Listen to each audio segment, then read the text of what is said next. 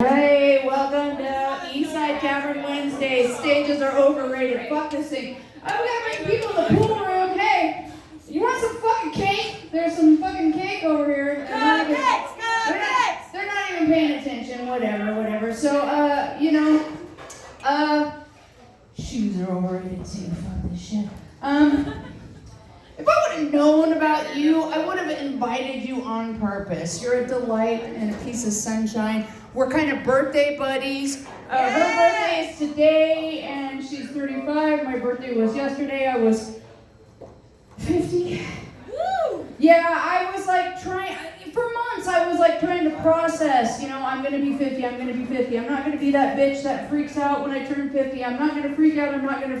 Oh, guess what? I was that bitch. Oh, no! I freaked the fuck out over the weekend. That's okay. I have a great support group. I have a 35-year platonic friendship with a beautiful man. And I called him up crying. I was like, you need to come over. I'm freaking out.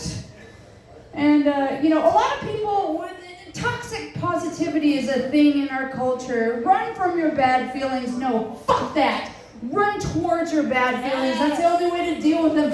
You don't get rid of a weed by going, it's not there. No, you gotta dig down and pull it up by the roots. So I proceeded to eat mushrooms and drink an entire bottle of white wine.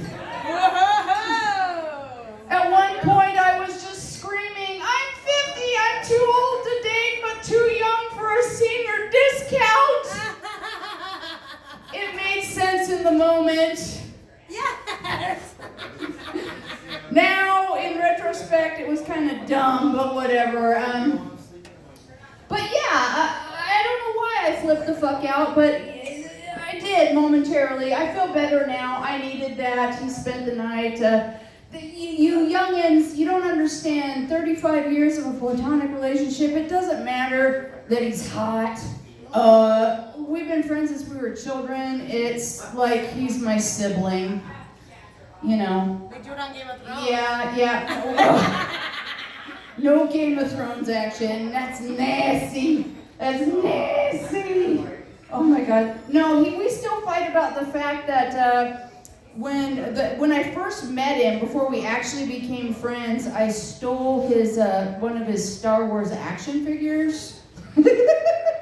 I did give it back, but he still hasn't let me live it down that I stole his Hammerhead action figure. It was really fucking cool. If you were a kid nerd.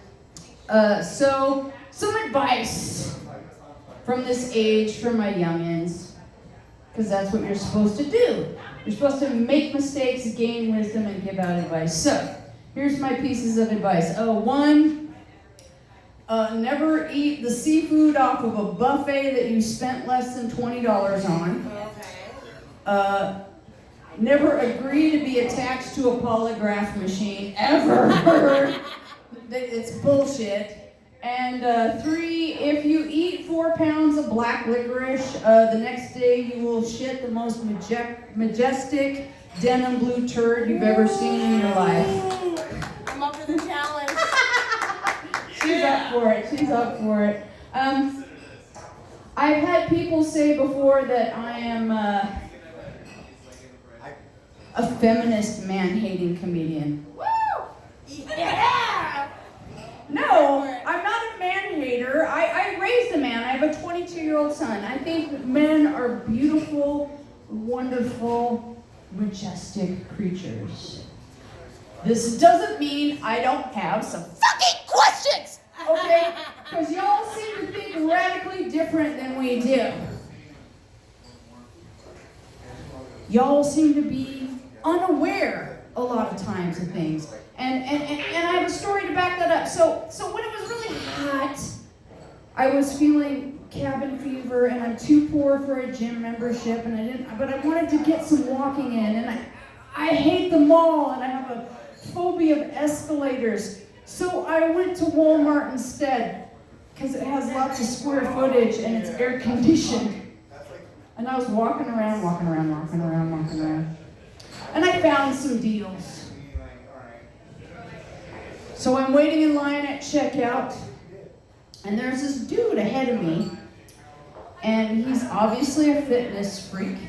He's in the cyclist outfit. Obviously rode his bike. Head to Walmart. Rode his bike to Walmart. He's got the bike helmet on and the tight shirt and the clickety-clackety-clipping shoes. And he's got like a protein bar and a juice and a bundle of carrots. Oh, just advertising healthy. That's not what I was judging on this bitch, okay?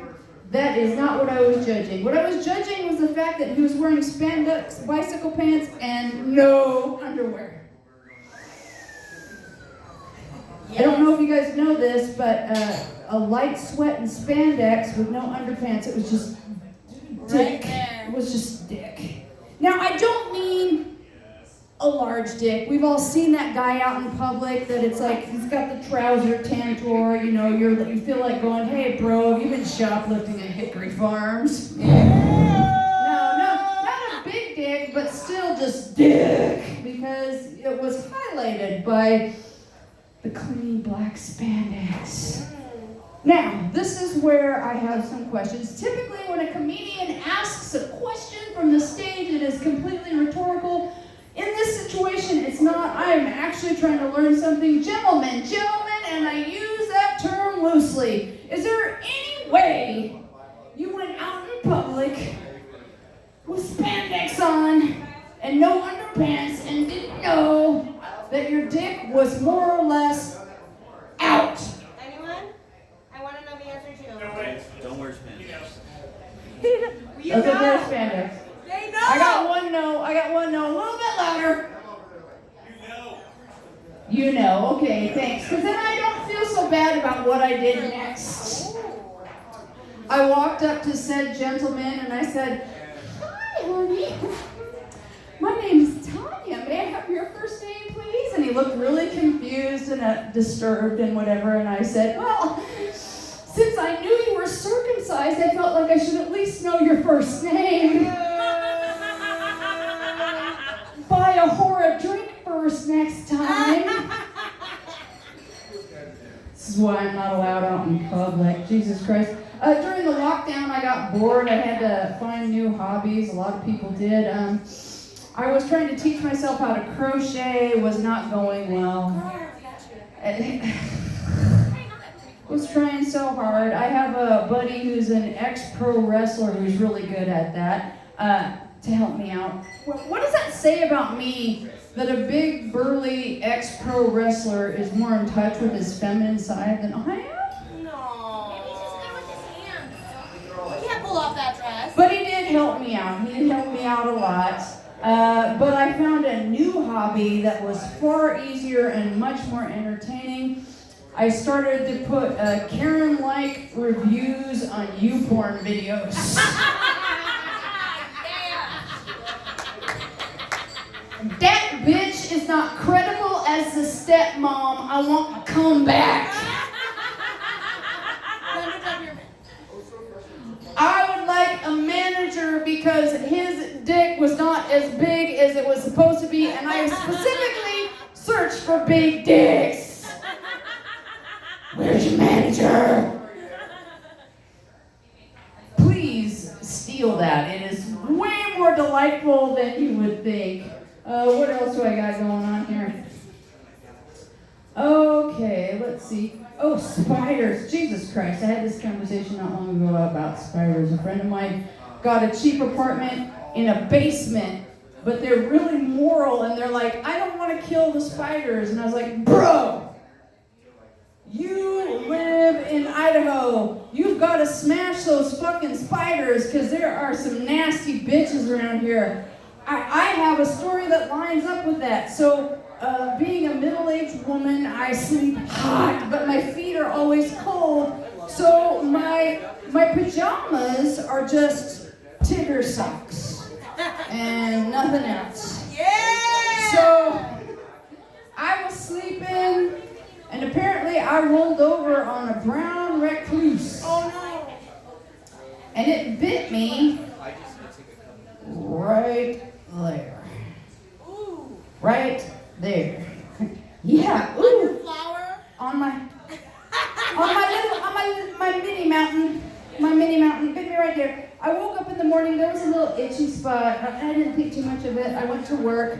By lunchtime, it was swollen up to the size of a softball, and I had a fever. And I was like, I have to go home and go to the hospital.